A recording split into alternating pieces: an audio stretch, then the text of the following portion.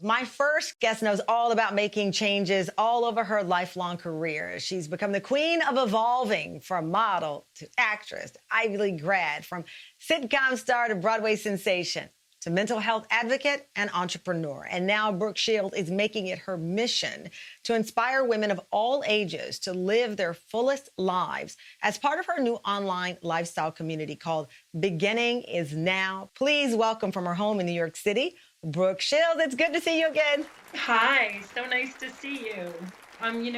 You said something really important earlier on, and I think this at beginning is now one of the first sort of, we don't call it exercise, we call it movement, because exercise sort of, makes you think of drudgery and things you hate, but movement is really what it's about. And we started with a 5-minute hack, a 5-minute exercise. You can do almost anything for 5 minutes.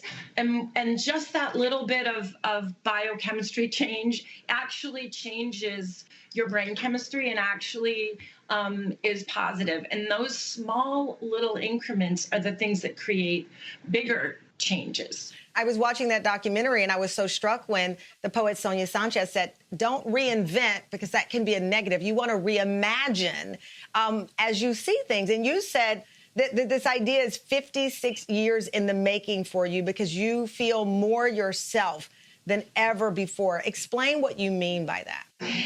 It's been happening over the past 10 years, is that I'm starting to feel more in my skin, in my body, in my life. I'm not comparing myself to other people. I'm not coveting other things. And I've looked back to see how far I've come and how every time I was knocked down, I found a way to get back up again and channel a different part of myself rather than just sort of stay down. And the irony was, I understand it as an actress because it's ageism all the time, but I never thought that it would be as pervasive outside of my profession. And it really, Beginning is Now, is really for women over 40, because what happens is that you hit 40 and all of a sudden you're not marketed to.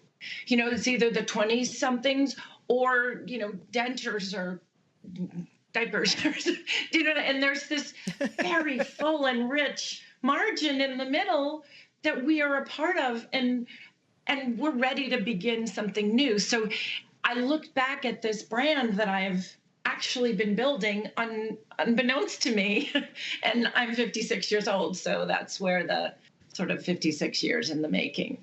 Well, I love that concept. And I think one of the things I recently said on the show, I'm 51 years old, and I started, like you, feeling more comfortable in my skin around this age.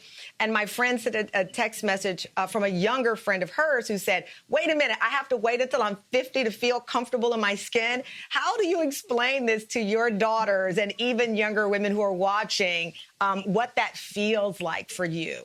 It's by example as much as I can, and by opening the conversation, because I watch them. They're a very different generation, though. They celebrate their bodies in a way that I never did, and as a mom, I want my daughters to know, listen, I'm this age, but look at what I've done. Look how far I've come just in having babies and keeping a marriage going, just being a friend, being a sister, being all these things.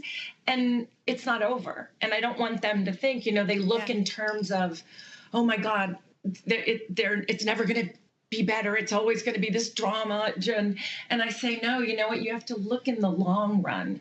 That's like these small changes that then over time, your unconscious mind starts to create new habits.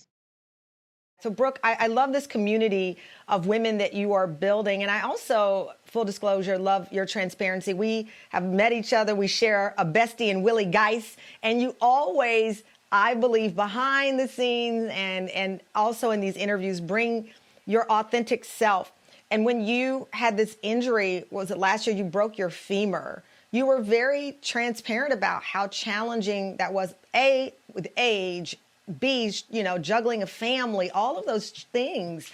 COVID. That can really, COVID.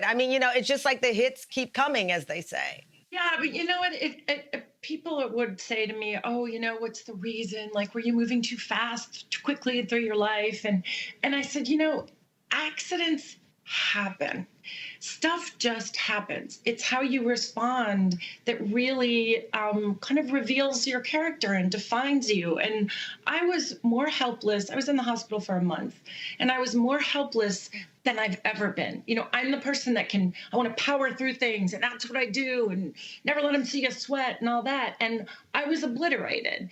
But the one thing I could do, and I had a staph infection and a blood clot. These are things that I couldn't control, but I could control learning how to walk again. And I absolutely had to learn how to walk again. And the metaphor of one step at a time, and I think we need to understand, it's like, what about Bob? Baby steps out of the office, baby steps out of the office. And we need to be kind to ourselves and do small things, So for me, it was one foot in front of the other, like that Christmas movie, Wow. And I think no, it's true. And you also feeling sorry for yourself, or none of those things are productive. Really. And I didn't want to lose. I didn't want to be undone by something.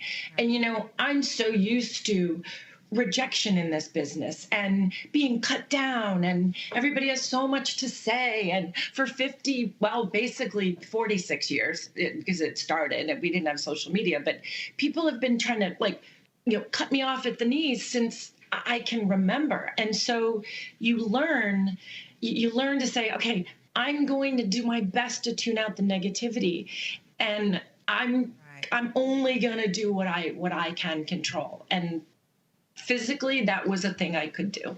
Yeah, well, that's always the hardest part, right? You're physically at the mercy of your body in so many ways, and the team that's helping you in rehab. But the mind part of it, that's you and your mind. It's a one-on-one between you and your mind, and trying to reboot it. And I think you said something so important, Brooke, about control, especially at a certain age, certain success level, or not, whatever it is. We as women, I think, tend to try to control it all: the home life, our work life, whatever that is.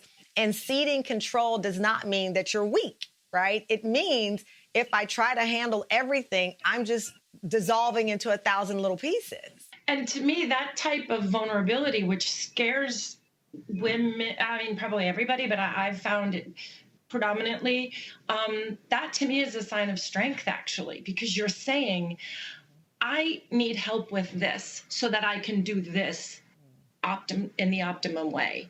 And that type of, we want to control, we want it, but that's a sign of fear. It's relinquishing that.